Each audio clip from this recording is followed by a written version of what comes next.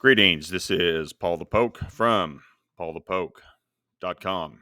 I'm going to follow up and continue on a series been working on Sacrificial System Rejected. Going to focus on the Western lamp of the Menorah in the temple. And the framework for this series was an article that was posted by Yehuda Frank at allisrael.com. I'll open that up, let you all see that. Forgiveness, Yom Kippur, and the Messiah, atoning sacrifice. This is what the article looks like. There's Mr. Frank or Frank, and that's at allisraelnews.com. 4 proofs that support God's rejecting Israel's Yom Kippur sacrifice. And this would have been the time post the cross work of Jesus and the destruction of the temple in 70 AD. Series of 4 things that happened. Pretty much, it's a pretty compelling argument that God's rejecting Israel's sacrifice. So the first one, we covered this earlier. The lot of the Lord was in the left hand. We've looked at the crimson strap remained crimson and did not turn white. And today we're going to take a look at the western light was not lit. And the last one we'll cover probably sometime in the future. Doors of the temple were open in the morning. So today's focus is the western light of the menorah in the temple.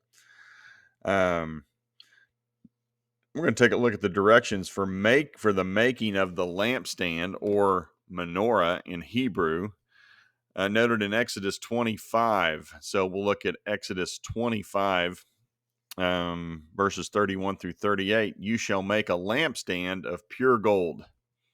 So this is not gold flaking or a little covering of gold. This thing is solid gold. Shall be made of hammered work.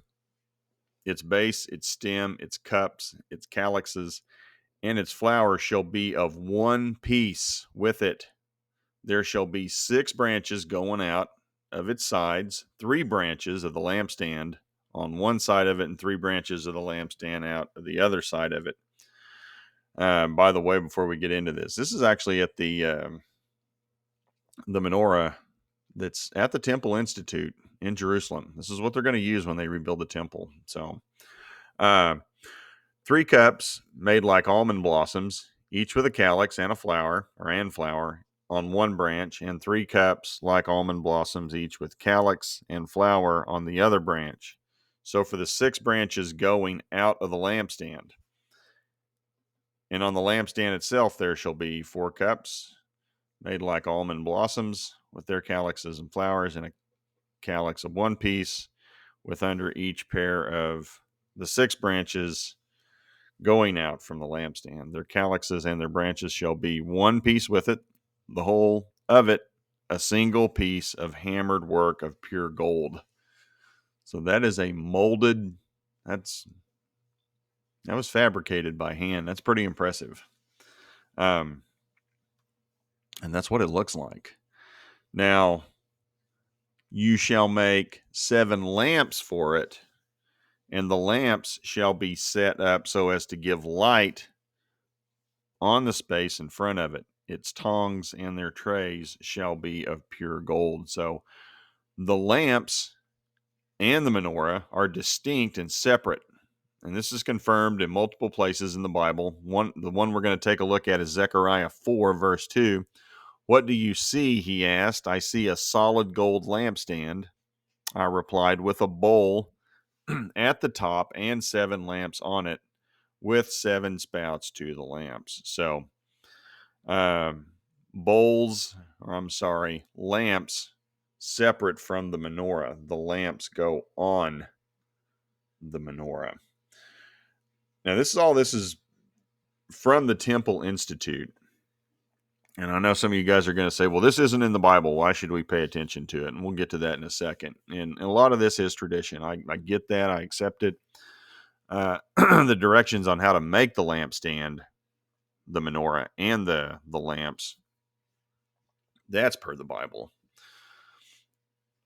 According to the Temple Institute, it is the western most lamp that is responsible for the lighting of the 6 remaining lamps.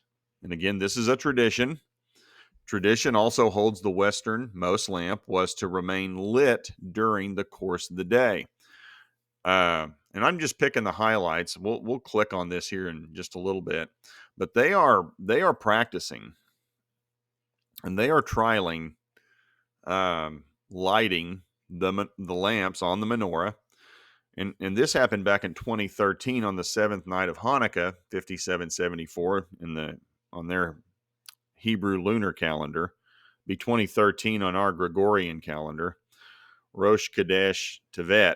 The Temple Institute conducted a practice run of the kindling of the 7-branch menorah that stands in the Holy Temple. And reason I'm going to the Temple Institute, they highly likely will be the group carrying out the worship services in a future rebuilt temple. They're already trialing doing some of these things. They have elected a high priest. I mean, they've done some sacrifices. And they have all the implements and instruments, including the menorah. So we'll pull this up real quick. Let you guys take a look at this one. And this is a history of the Holy Temple menorah as documented by the Temple Institute in Jerusalem. So we'll go to that. This is their website. All kinds of stuff available here. And it talks about the mystery and daily service. Not going to read a lot of this stuff. Was in the temple along with the showbread, the Kohanim, or the priests carrying the 3 sanctuary vessels outside of the sanctuary, displaying the menorah to the pilgrims. The 11 Menorah of King Solomon. There was one, then he did 10 additional. Here is a look at the lamps, individual oil lamp, what that looks like. Separate lamps, they talk about this as well. Get another look at it. Another vessel. Daily service. The oil. Pouring of the oil into the lamps. It's a golden pitcher. Contains about, that's bigger than you think. That's 2 liters of olive oil. So that's a pretty big, think of a 2-liter pop that we have over here at the store. Get your 2 liters of oil, olive oil. It's a big pitcher. Let's see. And here's the illustration, shows how the western lamp is the source of the flame of all 6 other lamps. The Kohen, or the priest, is holding the lit wick of the western lamp on the right, directing it toward the unlit wick of the lamp that is positioned adjacent or next to it on the menorah. Same procedure is repeated, this time extending the flame of the second lamp to the wick of the third until we get to all 7 is the idea.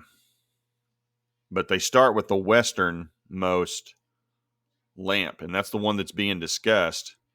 Supposed to stay lit, seen as God's blessing. A lit western lamp. For some reason, it outlasts all the other ones. Okay. It's a miracle, effectively. Where was here we go. Painting. Well, this isn't a painting. Well, this is where they're pouring the oil in the lamps. Well, there's the painting. This is a picture of the guy doing it. So, dry run, if you guys want to read about that. Lighting the temple menorah. Now, this one is actually, I don't think that's the actual one. They're saving the real deal for when the temple is rebuilt. So, but they are practicing. They're ready to go. And I know every time we do this, but we don't need a temple. We don't need a temple. Yes, we do not need a temple. Understand that Jesus was sacrificed. We are the temple for the Spirit.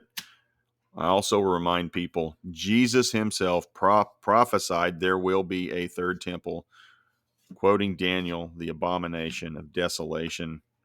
Paul quotes it as well. The third temple at some point is going to be built. It's going to happen. It's prophetic. But back to the post, the continual burning of the westernmost lamp on the menorah was seen as a blessing or God's favor. So the event, again, was an expected miracle. And effectively, Israel had become placent with God and miracles. It's like, oh, yeah, it's God. It's another miracle. But Jesus was crucified. The light went out 40 years before the destruction of the temple. The western light went out. And that's per the Jerusalem Talmud. It's also, I think it was the Babylonian Talmud also documented the same thing. And the reality of it is Israel had rejected the true light. We'll close with John 8, verse 12. Once again, Jesus spoke to the people and said, I am the light of the world. Whoever follows me will never walk in the darkness, but will have the light of life. So Israel rejected the light of the world. Their picture, the light of the menorah, went out after they did that until the temple was destroyed. So a fitting and appropriate response from God. So at any rate, if you guys enjoyed this, please feel free to share with others at PaulthePoke.com. This is going to be categorized under the sacrificial system. I think we've got 4 or 5 articles on this. Probably going to have at least a couple more, and we'll close out this series. What else do we have this be categorized under? Or keywords: Day of Atonement, Jesus, lampstand, menorah, temple institute, Yom Kippur. So feel free to share with others. Hope you enjoyed it. Y'all take care. Talk to you later. Bye.